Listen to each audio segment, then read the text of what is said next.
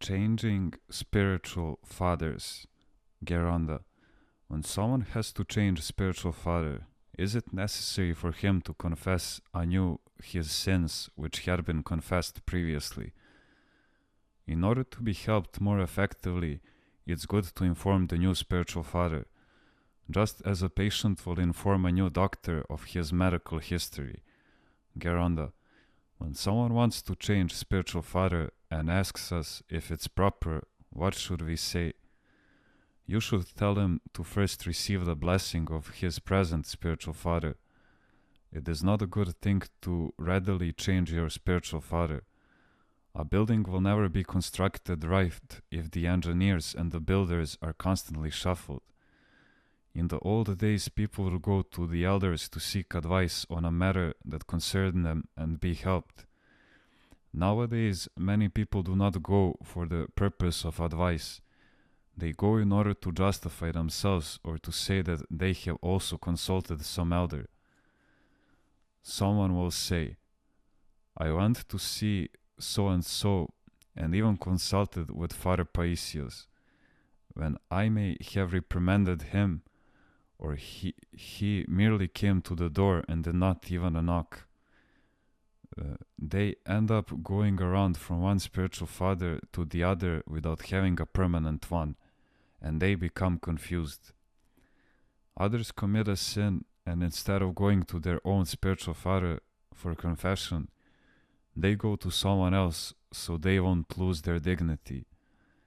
After a while, they repeat the same fault and go to another spiritual father, and then to another, and they appear to each spiritual father as having committed this fault only once, thus continuing to commit the same sin and remaining uncorrected. I've also noticed some who avoid saying something to their spiritual father, even though they know that by doing so they'll be helped and confidentiality will surely be maintained. And they go and tell it to some acquaintance of theirs, who not only can't help them, but will surely tell it to someone else. I remember when I was a beginner monk in the Coenobium. Someone had come to live the Coenobitic life there. He stayed for a while, and then he had thoughts of leaving. He did not go to the abbot with his thoughts or to any other spiritual father, but he did tell them to a worker from Yerusus who was working in the monastery. I was peeling onions outside the kitchen nearby when he was telling him this. He started confessing, aloud from a distance of 6 feet to the worker. I have regretted becoming a monk. Didn't you test your vocation as a novice when you came? The worker asked. I did for 2 years. Well then, why didn't you leave sooner? Well, I didn't. Were you forced to become a monk? No, I wanted to become a monk. Finally the worker added, Have you told the abbot? No, the monk answered. How can you be helped by telling these things to me and not to your abbot? The worker asked in wonder.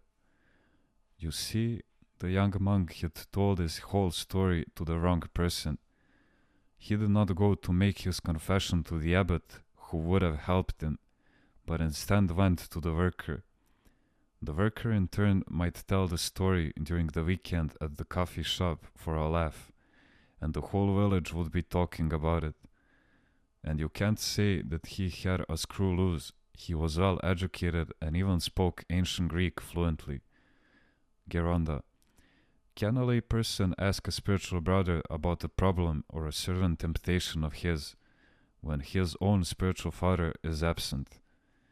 Can't he telephone his spiritual father? A brother sometimes can help and other times he can't, or in spite of his good intentions may even do harm. A telephone call to the spiritual father at a time of need can take care of the problem. And if he can't communicate with his spiritual father and the matter is serious and urgent, let him ask another spiritual father. It is wise to have asked his spiritual father in advance to recommend another spiritual father of the same spirit, one who can be contacted when such circumstances arise. For every mechanic has his own plan of action. One plan may be as good as the other, but it is a different plan.